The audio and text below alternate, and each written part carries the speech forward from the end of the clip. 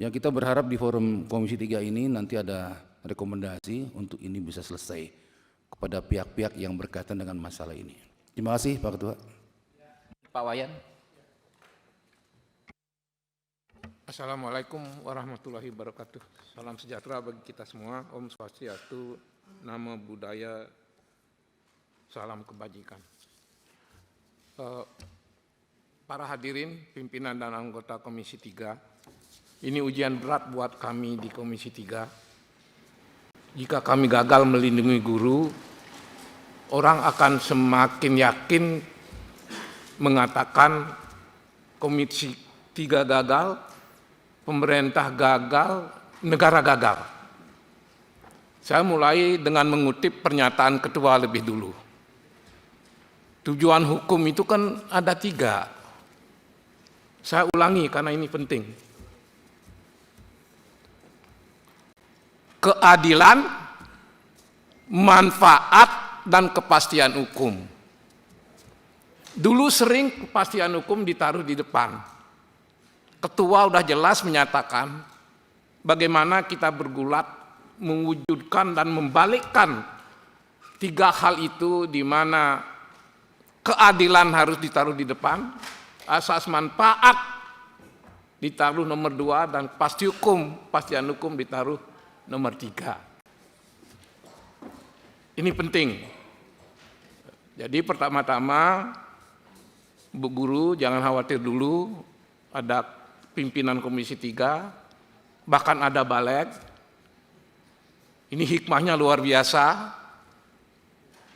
Pak Ketua Balek sudah senyum-senyum karena akan mendapat kehormatan segera mengesahkan Undang-Undang Perlindungan Guru.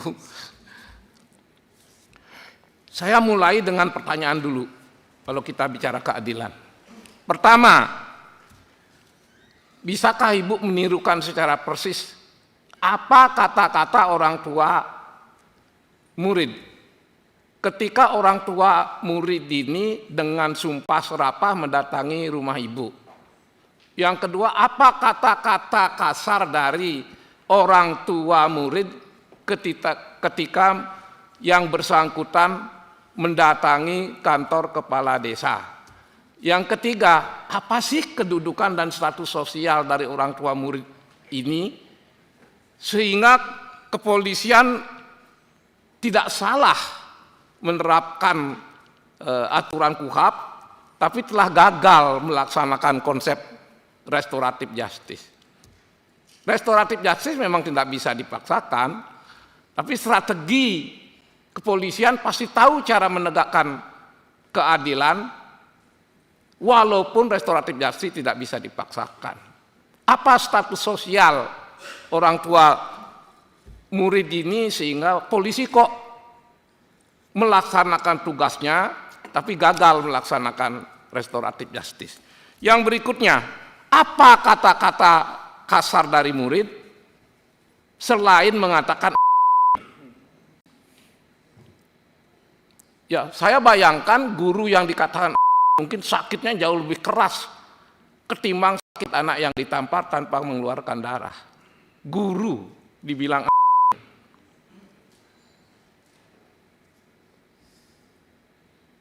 yang berikutnya, dengan segala kerendahan hati, bolehkah saya ingin mendapat informasi,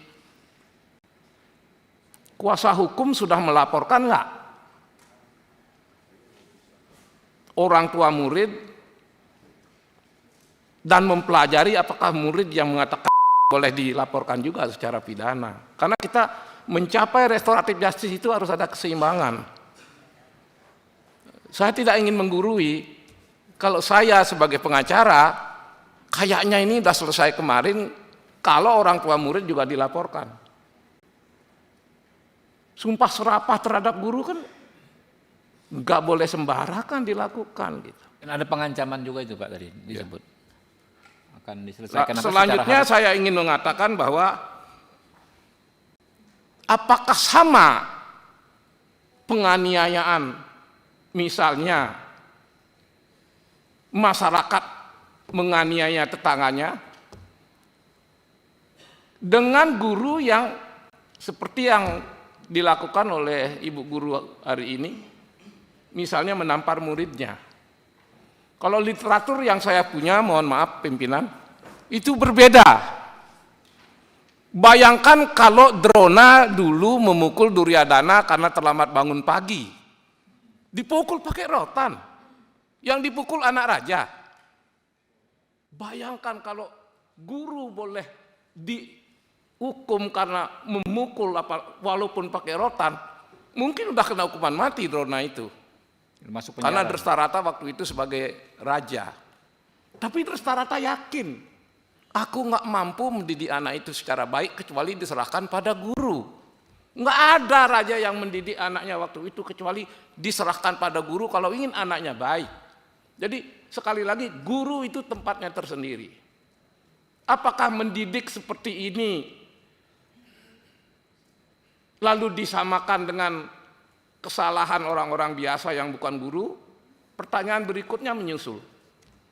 Jika ini dipenjarakan, umpama, berapa orang lagi yang harus dipenjarakan instruktur-instruktur yang bertugas di Akademi Kepolisian dan Akademi Angkatan Darat misalnya? Saya takut salah. Sebelum ngomong saya konfirmasi pada jenderal. Ini juru bicara Mabes Polri. Praktek-praktek yang ada di situ manfaatnya apa? Itu yang bermanfaat sehingga mereka jadi kuat dan menjadi jenderal, karena memang kalau salah memang dipukulin. Nah, oleh karena itu sekali lagi niat jahat sudah disampaikan tadi pasti tidak ada. Sekarang kalau menunggu undang-undang perlindungan guru butuh waktu. Tapi karena Komandan Baleg ada di sini, memang ini ya kita titip segera, dan mungkin itu maksudnya juga Bapak berdampingan di situ agar segera undang-undang perlindungan guru ini segera diwujudkan. Artinya kasus ini akan membawa hikmah yang luar biasa. Saya terima kasih pada pimpinan Komisi 3, karena dengan begini kita akan mengangkat akar masalah nasib guru yang luar biasa tidak beruntung. Mudah-mudahan ini ada hikmahnya. Mudah-mudahan melalui ibu guru ini akan ada undang-undang perlindungan guru seperti yang disampaikan. Saya kembali kepada kepolisian. Apakah kuasa hukum, kalau menurut saya menyarankan segera bikin laporan. Pernahkah kepolisian menyarankan seperti itu? Karena kepolisian memang tidak harus begitu.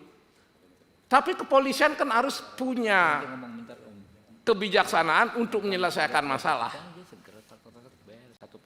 Kan penganiayaan bukan kan penganiayaan memang bukan delik aduan. Fitnah, pencemaran nama baik, caci maki itu memang delik aduan. Tapi apakah polisi dalam mencari penyelesaian itu pernah nggak menyarankan kuasa hukum agar ini bisa selesai, sama-sama melapor pasti ini selesai? Pernah nggak kuasa hukum disarankan untuk melaporkan caci maki dari anak dan orang tua muridnya? Pernah nggak? Nah, itu satu. Kedua, apakah Anda setuju tidak maksud menyakiti orang tua juga?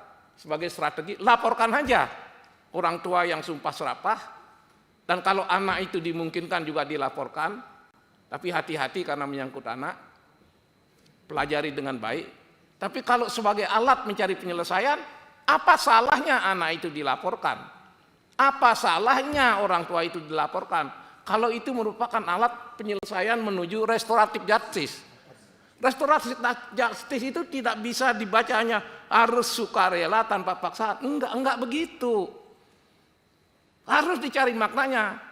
Apa daya upaya yang elegan, yang cerdas, yang penting restoratif justice bisa dijalankan dan ujungnya memang sukarela tanpa paksaan. Maka sekali lagi saya menyarankan, laporkan saja dua kasus ini.